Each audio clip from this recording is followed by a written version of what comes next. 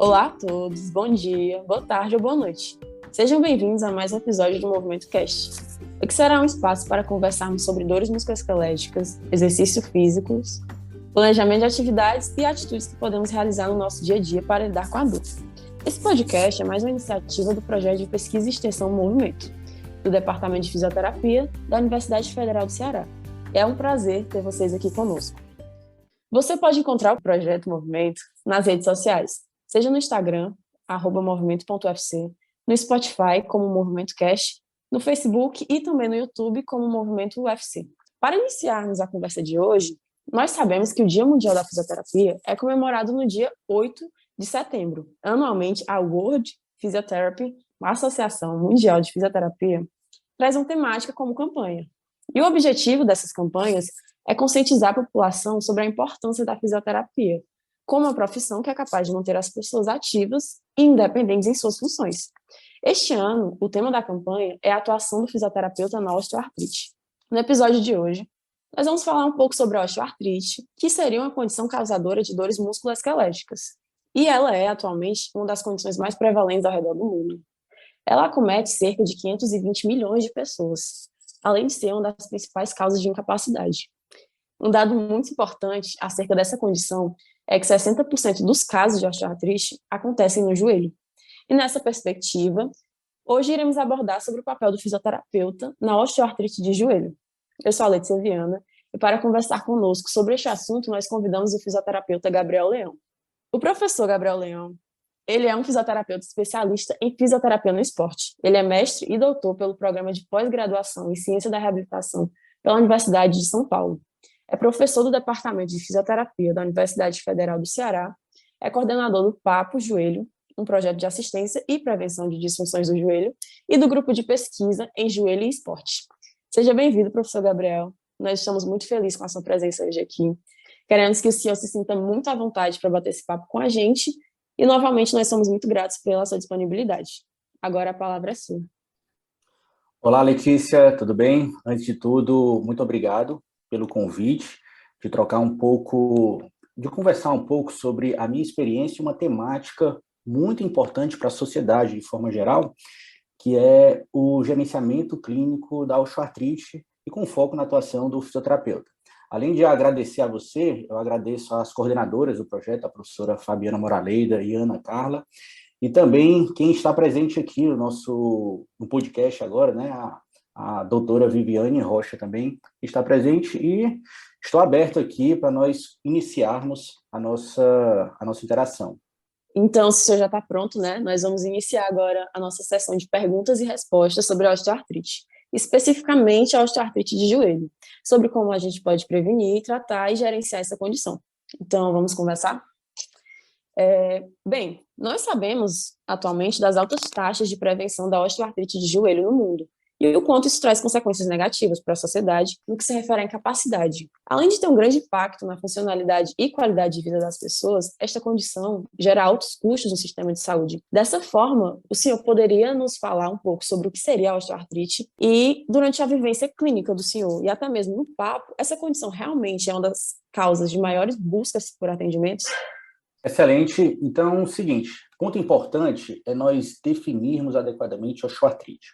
Existe, logo de cara, uma confusão muito grande para a sociedade de forma geral, que são as terminologias. Então, muitas vezes, as pessoas podem ser diagnosticadas como osteoartrite de joelho, mas outros termos que são diferentes, mas são absolutamente sinônimos, que são osteoartrose, a própria artrose, gonartrose. Esses são termos diferentes, mas que definem exatamente a mesma condição clínica. Isso é muito importante, porque essa informação, logo na linha de base, é importante para que a pessoa se oriente sobre a sua condição clínica. E é importante nós destacarmos que a osteoartrite de joelho não é uma condição que acomete apenas a estrutura óssea, não é um desgaste, que comumente é falado, apenas do osso, certo? Por definição, ela é uma condição clínica que acomete a cartilagem articular. Para saber, a cartilagem articular ela sempre está presente nas superfícies de todas as articulações e elas ajudam justamente no movimento, certo?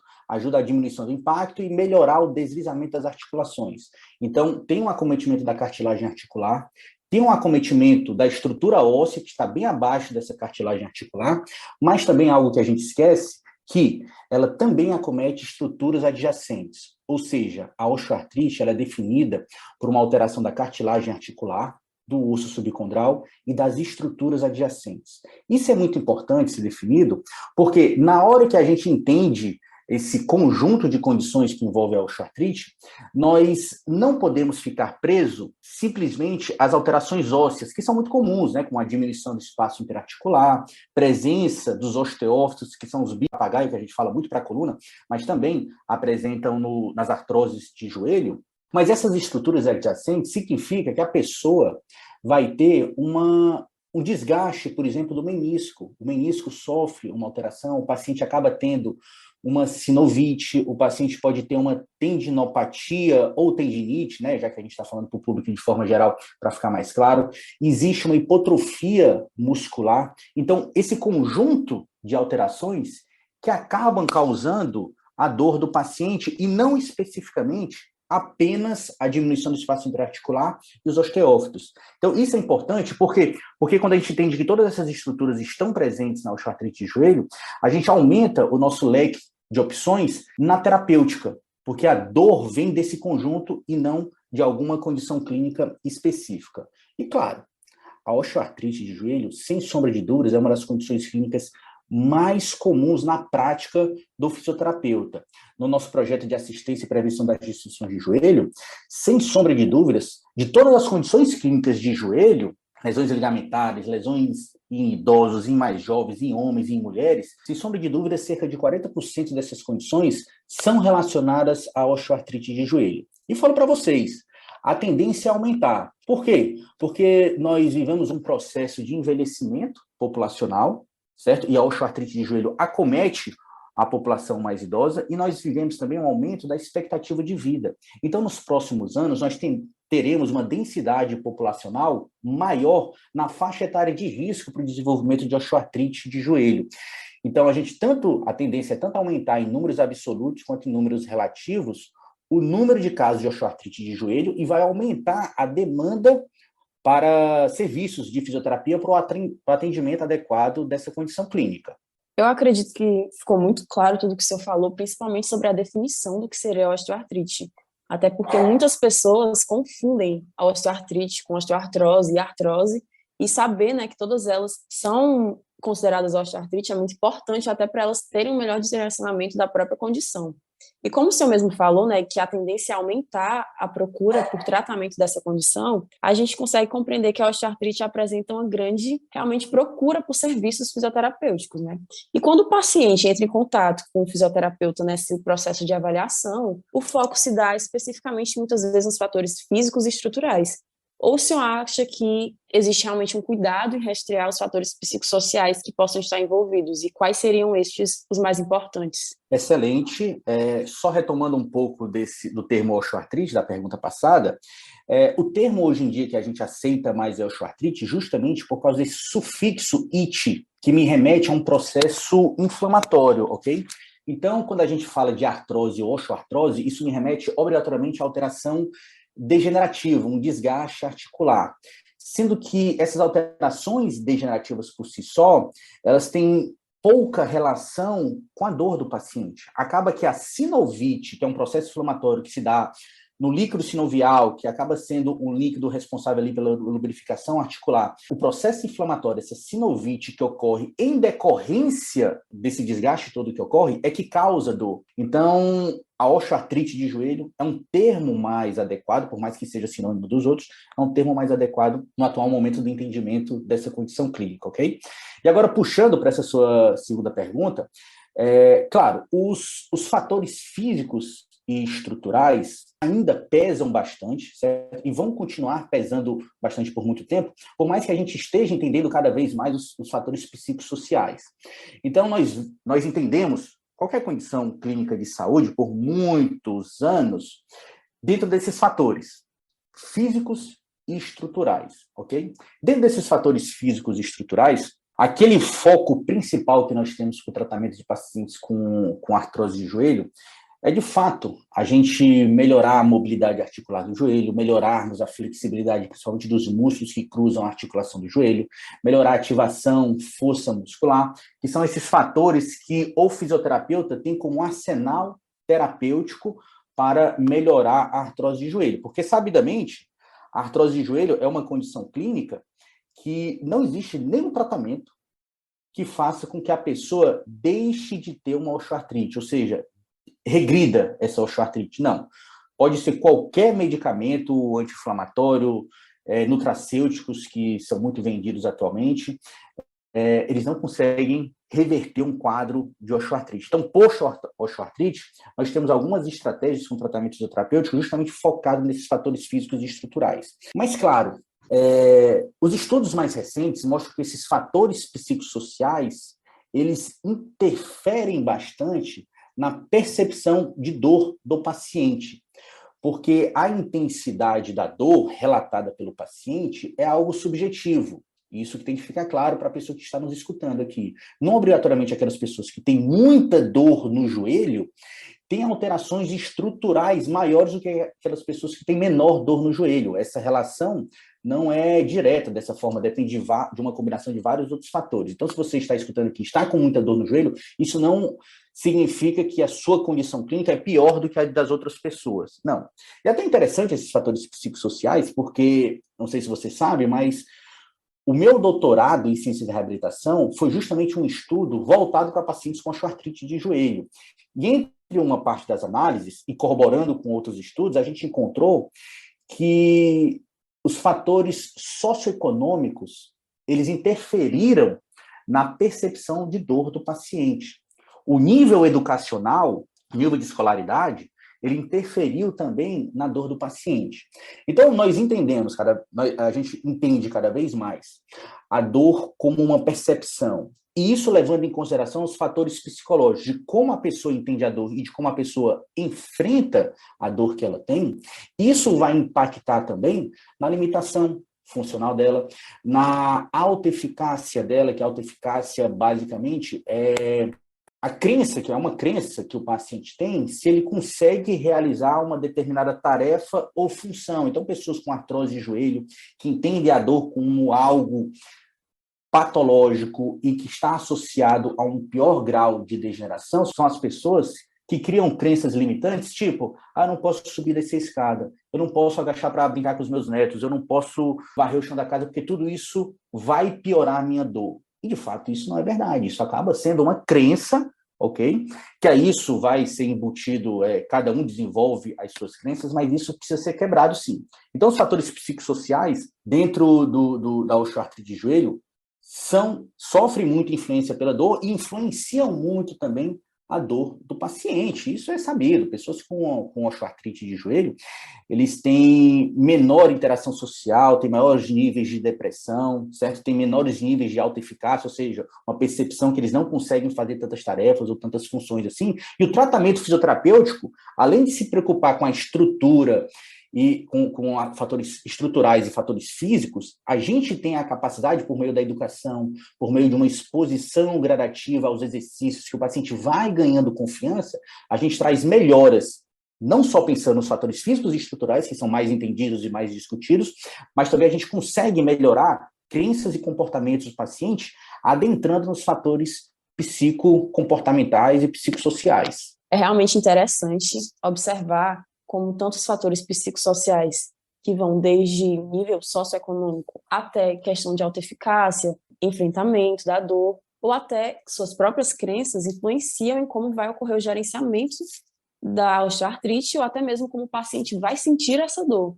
E nesse processo de avaliação, não somente vendo questões psicossociais, psicológicas, emocionais do paciente, quais são os sinais clínicos mais comuns e característicos da osteoartrite? E uma pergunta, acho que importante, que você poderia nos responder, é se o exame de imagem ele realmente é necessário para a gente conseguir fechar o diagnóstico da osteoartrite. Ok, excelente. Sem sombra de dúvidas, o sinal clínico mais comum da osteoartrite de joelho é a dor, ok?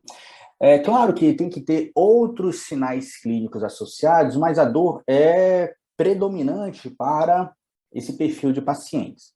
Quando a gente fala do diagnóstico de osteoartrite de joelho, é importante ressaltar que o diagnóstico é predominantemente clínico, ou seja, não precisa de exames de imagem, exames laboratoriais para o diagnóstico da osteoartrite de joelho.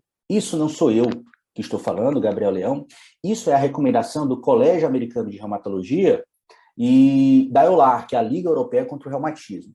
Então, e por que isso é importante?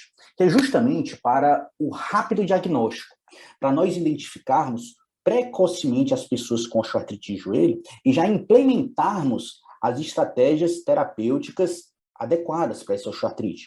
Porque o tratamento da osteoartrite, quanto mais precoce nós começarmos esse gerenciamento clínico, os desfechos no médio e longo prazo são melhores. Então, devido ao rápido diagnóstico e rápida implementação, o diagnóstico é predominantemente clínico. Claro que tanto o Colégio Americano de Reumatologia quanto a EULAR, eles diferem em alguns 2 ou 3 pontos ali sobre o diagnóstico, mas é muito tranquilo em relação a isso. Por exemplo, os pacientes têm que ter dor, normalmente, trazendo um compilado aqui, o paciente tem que ter dor, tem que ter idade superior a 50 anos de idade, crepitação ao movimento de flexão e extensão do joelho.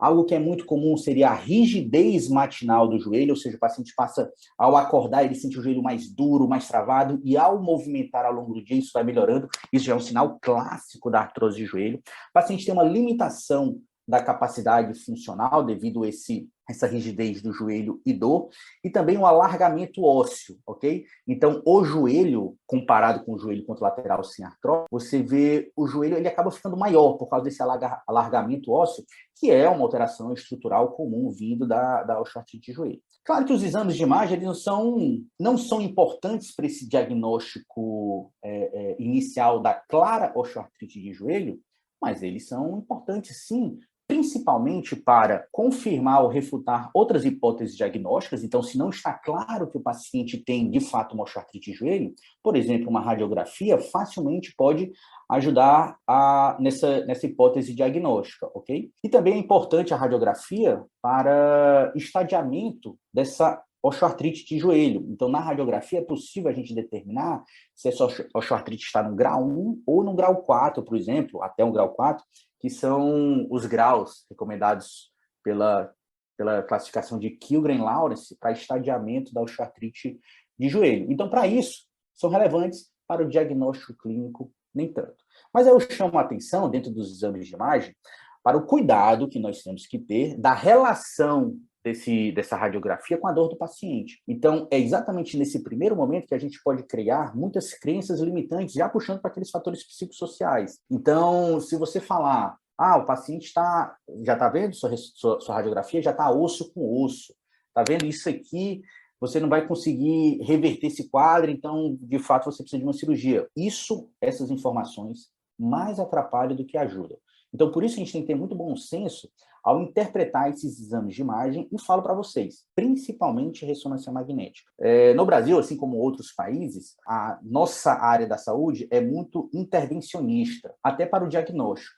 Então, basicamente, até a sociedade pede isso. Então, se um paciente que está aqui escutando, se faz uma avaliação com o médico, com o fisioterapeuta, e não é solicitada uma radiografia, não é solicitada uma ressonância magnética, o paciente acha que foi pouco cuidado, foi mal avaliado. Então, todo mundo quer sair com uma ressonância magnética. E, Letícia, sinceramente, fizer uma ressonância magnética numa pessoa com acima de 50 anos de idade, vai aparecer alguma coisa se a pessoa tendo ou não dor no joelho.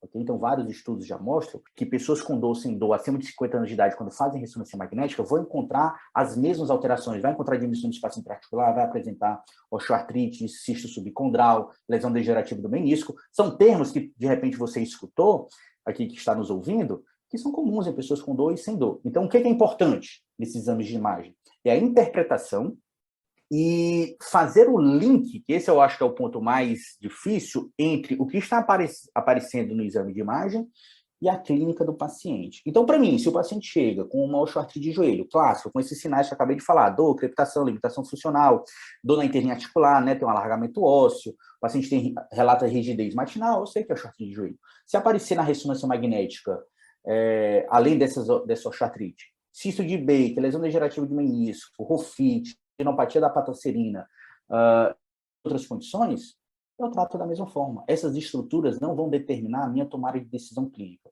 Muito mais importante a gente se preocupar com a parte funcional desse paciente do que com essas estruturas em si, ok?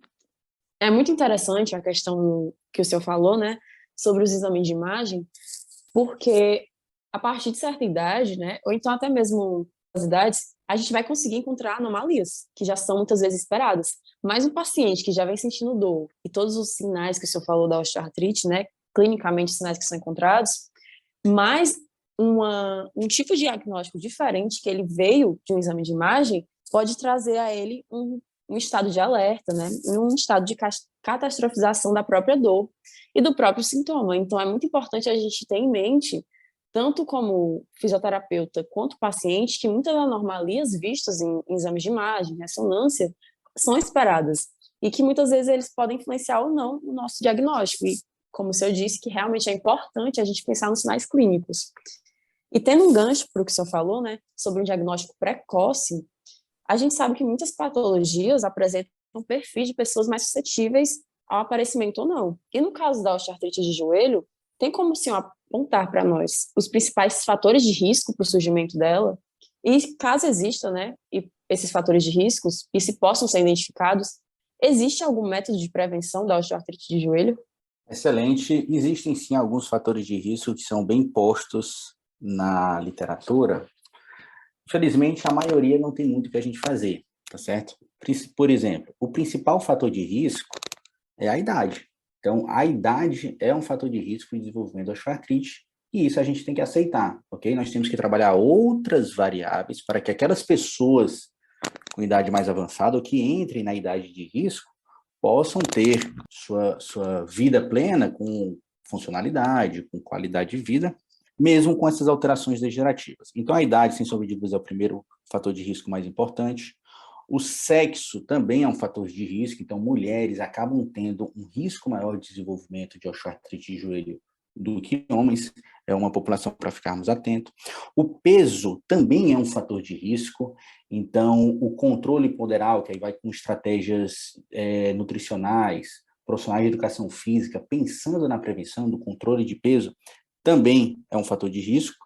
E o outro, que é bem relatado também na literatura, são lesões prévias, e não obrigatoriamente no joelho. Então, um paciente que acaba tendo que passar por cirurgia devido a uma lesão do menisco, devido a uma lesão ligamentar, ou mesmo fraturas no joelho, ou fraturas na tíbia, que é o osso da perna, e no fêmur, que é o osso da coxa, também esses pacientes acabam tendo um risco maior de desenvolvimento de osteoartrite. Então, se você for ver, Letícia, idade, sexo e lesões prévias, não tem muito o que a gente fazer. Mas é importante nós entendermos precocemente essa população para nós traçarmos estratégias de prevenção para esse perfil populacional, mantendo hábitos de vida saudáveis, como controle na alimentação, controle de peso, que é um fator de risco, né? Manter um nível de atividade física para ter os músculos dos membros inferiores mais fortes, que possam absorver as cargas durante o dia a dia, quando a pessoa vai subir, descer escada, correr, para que essas cargas não vá diretamente para a articulação do joelho e seja absorvida pelos músculos, certo? Esses são os 4 principais fatores de risco, e existem outros 2 fatores de risco que têm uma relação moderada com o risco de desenvolvimento da osteoartrite de joelho.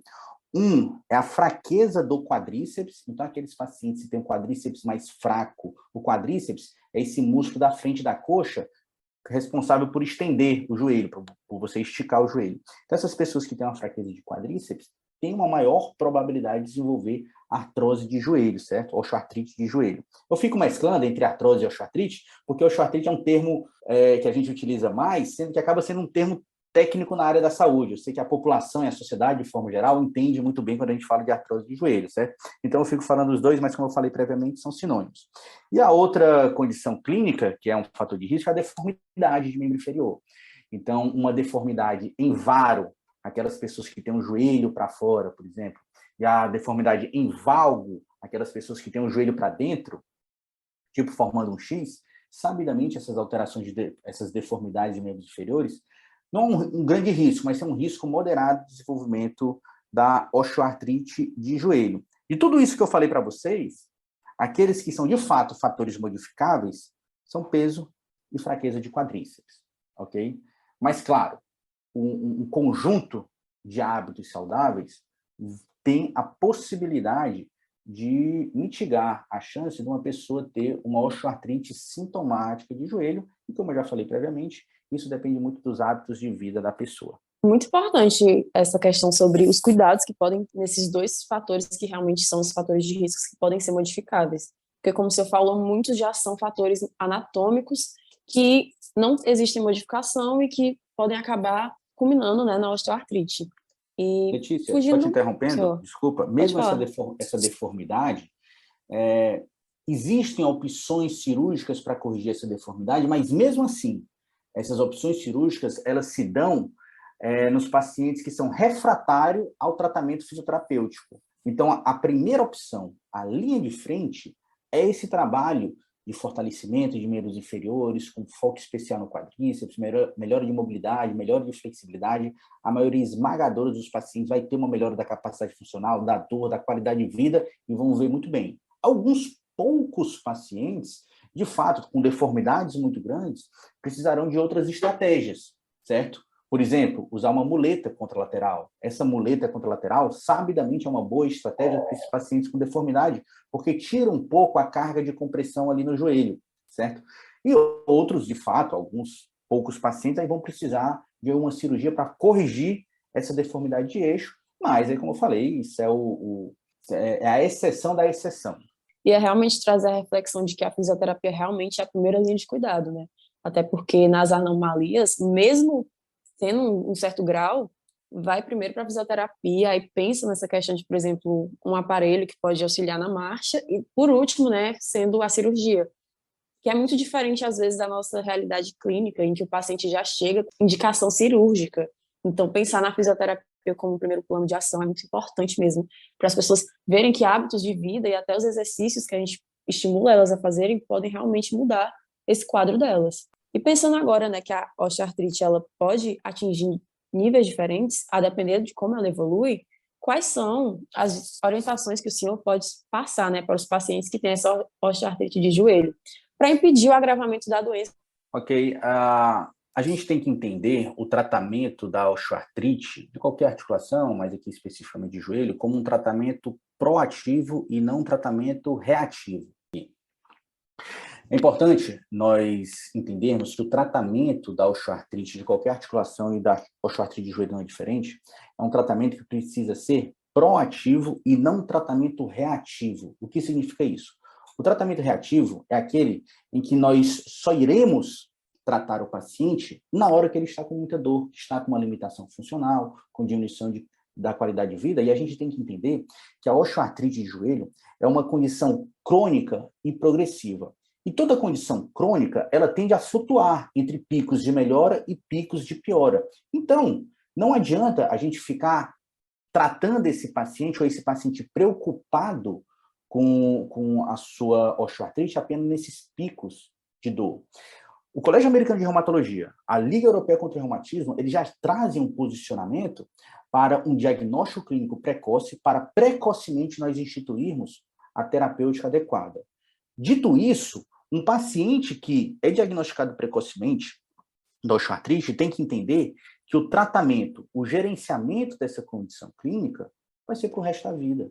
A analogia que eu faço é com um paciente que é hipertenso, que nesse perfil populacional que tem osteoartrite é muito comum também em pacientes hipertensos. Se você que está aqui nos escutando, você tem uma pressão alta, você sabe que todo santo dia você tem que tomar o seu medicamento.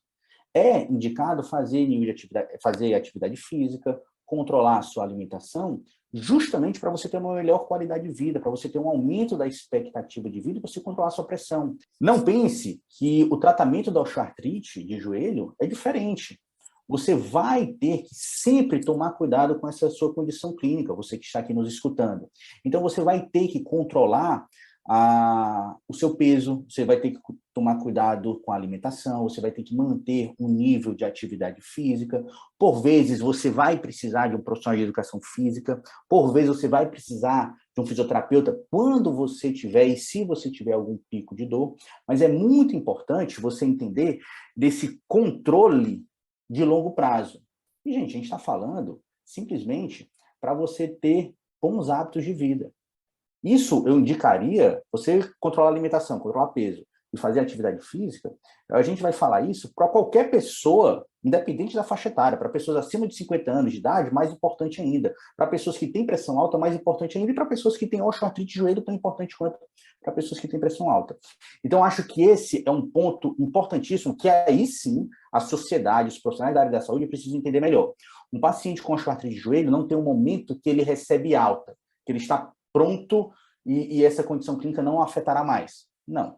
Na hora que o paciente foi diagnosticado com osteoartrite de joelho, a atuação do fisioterapeuta é importantíssima para a melhora da sintomatologia, melhora dessa dor que ele tem, a melhora da capacidade funcional, mas sabidamente, no longo prazo, precisa sim de estratégias para manutenção e para evitar essa progressão, a progressão dessa condição clínica, com o que eu já falei aqui, não vou ser repetitivo, ok? Porque, de fato, se o paciente com osteoartrite de joelho, ele não tomar cuidado, ficar tendo sinovite de repetição, processo inflamatório seguido, ter sobrepeso, musculatura fraca de membros inferiores, gente, isso vai agravar. E vai agravar por várias vias diferentes, vias metabólicas, vias estruturais, não tem jeito. Então, a tendência é cada vez mais diminuir a capacidade funcional, cada vez mais aumentar a intensidade da dor, diminuir a qualidade de vida e o tratamento se tornar cada vez mais difícil, ok?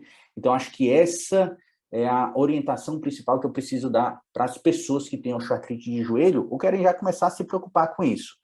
Entendam que o gerenciamento é proativo e o gerenciamento não é reativo. Não é, se você não vai se preocupar com isso apenas quando você estiver com dor. Na hora que for diagnosticado, para sempre você vai tomar cuidados, certo? Não estou dizendo para você que isso vai atrapalhar a sua vida e tudo mais. Não, é só para você ter hábitos de vida saudáveis e ter cuidado sempre com esse seu joelho, mantendo o que eu já falei para vocês. E justamente pensando nessa linha de cuidados, que envolve muitas vezes a prática de atividades físicas, hoje em dia nós temos informações de que exercício físico ele é indicado, né, para as pessoas que têm osteoartrite. O senhor poderia nos dizer, né, se existe alguma indicação mais específica de qual tipo de exercício é mais apropriado para cada pessoa que tem esse diagnóstico de osteoartrite de joelho e como o fisioterapeuta pode contribuir com esse cuidado, já envolvendo o exercício e todo o processo de tratamento da osteoartrite? Letícia, eu acho essa uma pergunta essencial dentro das orientações que a gente está querendo passar aqui para a sociedade, porque pense você que está aqui escutando com osteoartrite de joelho e você tem na sua cabeça que esse desgaste da articulação do joelho é o fator mais preocupante. Se você tem dor ao subir e descer a escada, eu entendo que é um contrassenso você achar que fazer um agachamento, por exemplo, com peso, esticar e dobrar o joelho com peso, isso, teoricamente, poderia ser pior, porque você vai usar mais a articulação do joelho e isso potencialmente poderia acelerar o processo de degeneração. Então, acaba que o exercício físico sofre muito justamente por causa disso. As pessoas acham que isso vai acelerar o processo de degeneração articular e é justamente o contrário. O exercício físico, ele é condroprotetor. Então, o exercício físico, ele tem uma capacidade de postergar a alteração da cartilagem articular, do osso subcondral, além do que eu falei para vocês. A própria aumento de força muscular ajuda também na diminuição das cargas compressivas na articulação de joelho, e o exercício também tem capacidade de diminuir a massa magra, ou seja, tira sua gordura e você vai ter mais massa magra, que é o quê? Músculo. Então, você vai trazer isso, quer dizer, essas alterações que o exercício traz, também vai trazer melhoras clínicas para você, não só pensando no seu joelho, mas no seu organismo como um todo, ok? E é importante destacar que qualquer entidade do mundo que pesquisa osteoartrite de joelho, e eu gosto sempre de citar a Liga Europeia contra o Reumatismo, o Colégio Americano de Reumatologia, a Sociedade Internacional de Pesquisa em Osteoartrite, a Academia Americana de Cirurgiões Ortopédicos, todos têm consensos e guias de recomendações para o tratamento de pacientes com osteoartrite. E todos são unânimes em que o tratamento linha de frente é o exercício físico. tem que fazer exercício nessa população. Todo mundo que está aqui com artrose de joelho, osteoartrite de joelho, está nos escutando, tem que ligar para o fisioterapeuta, tem que ligar para um profissional de educação física para iniciar exercício. Claro que, dependendo da sua sintomatologia, se tiver com muita dor, é melhor procurar um fisioterapeuta. E aqui a gente vai discutir que tipos de exercício. Tem pessoas que acham que exercício na academia é melhor, exercício aeróbico, caminhada, bicicleta é melhor, outros acham que exercícios aquáticos são melhores, exercícios que envolvem equilíbrio, controle neuromuscular, que também são muito estudados, são melhores. De fato, não tem nenhum estudo que mostre que um exercício é superior ao outro.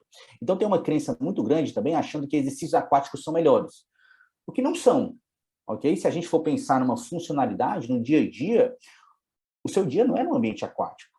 Você vai subir dessa escada, vai ter que sentar num sofá, num vaso sanitário contra a gravidade. Então, é importante a gente ter esse estímulo não só no ambiente aquático. Eu entendo, se você está com muita dor, não consegue, tem dificuldade de locomoção, não consegue andar direito, os exercícios aquáticos serão excelentes para vocês. Mas essa tomada de decisão é muito importante procurar um fisioterapeuta para saber qual é o exercício mais indicado para você, porque, de fato, nenhum exercício é superior ao outro.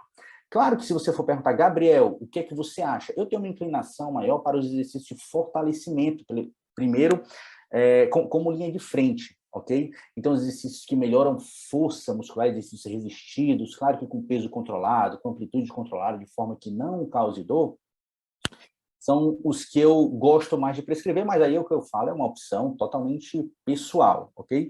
Mas, de fato, Letícia, o que é mais importante no exercício não é a modalidade, porque os estudos já mostram que não existe diferença, ou pelo menos até o momento no que se entende, não existe diferença. Mas é a aderência.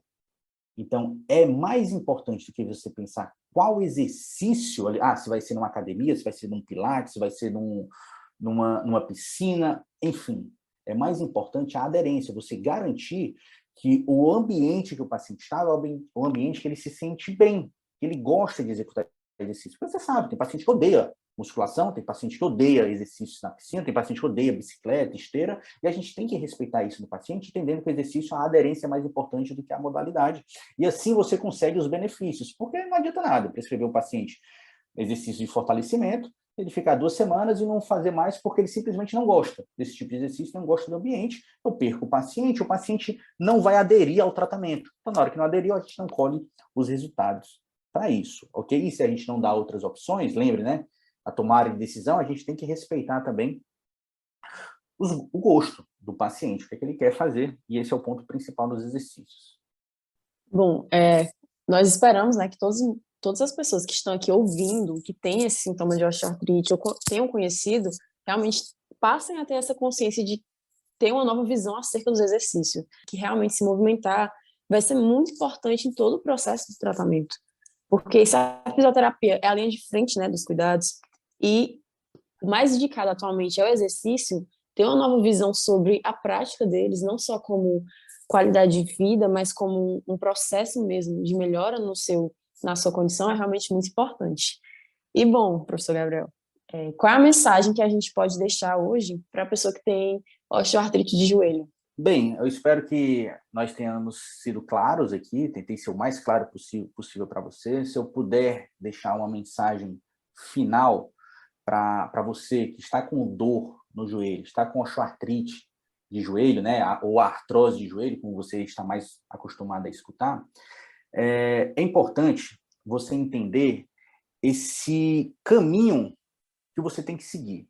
Não ache que o tratamento mais indicado é somente o tratamento medicamentoso. Por exemplo, eu sei que é muito comum condroitina e glucosamina, colágeno tipo 2, ácido hialurônico, são medicamentos que acabam, medicamentos, né? São suplementares que acabam sendo muito utilizados para vocês. Tudo bem, não vou dizer que você não deva fazer isso, mas isso é um segundo passo no teu processo de reabilitação, na recuperação do teu joelho. O primeiro passo, de fato, é você fazer exercício físico, controlar o peso e ter um entendimento desse autogerenciamento. Cuidar da alimentação, fazer os exercícios que o seu fisioterapeuta caminhar, te orientar para casa, tá certo? Para você manter esse rito, isso de fato no médio e longo prazo é que vai te trazer benefícios. Todo mundo deveria fazer isso. Alguns pacientes com osteoartrite de joelho, de fato, vão precisar da terapia medicamentosa, mas a terapia medicamentosa é um segundo passo para isso. E o terceiro e último passo, naqueles pacientes que são absolutamente refratários a tudo, está fazendo tudo como deve ser feito dentro do tratamento terapêutico, dentro do tratamento medicamentoso, então, alguns poucos pacientes, de fato, vão precisar de cirurgia, mas falo para vocês, isso aí é menos de 3% da população vai precisar disso. Então, procure o terapeuta, certo? Espero que essas informações te ajudem a enfrentar melhor esse momento que você está passando na sua vida, porque, como eu falo, é um momento só. Não acho que seu joelho está condenado a sempre ter dor devido a essa artrose. Se você seguir o que nós falamos aqui, eu tenho certeza que você vai melhorar bastante a sua qualidade de vida, a sua dor, e você vai voltar a fazer suas atividades que antes você conseguia e agora, em algum momento, está prejudicado. Então é isso a todos. Nós estamos quase finalizando mais um episódio do Movimento Cast, mas antes, eu acho que é um momento muito importante. Nós gostaríamos de agradecer ao professor Gabriel por ter se disponibilizado a conversar conosco e dizer que realmente foi um prazer tê-lo aqui no nosso podcast, ver tudo que o senhor pode contribuir conosco e para os ouvintes, entender a importância do movimento e o papel do fisioterapeuta nessa população que tem osteoartrite de joelho, né? E agora eu queria deixar a palavra com o senhor novamente. O senhor gostaria de deixar algum recado para os ouvintes, alguma palavra final? Não, acho que o recado que eu tinha para dar, eu acabei de passar, essas últimas orientações finais.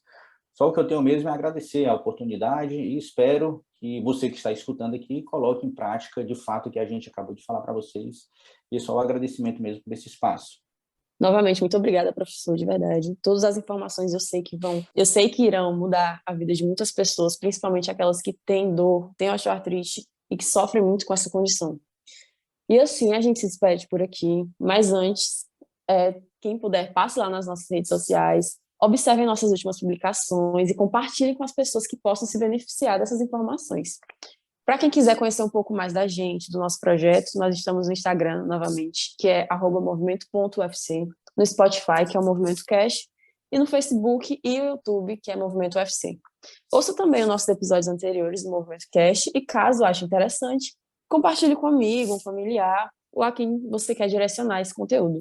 Procure também as redes sociais do Papo Joelho.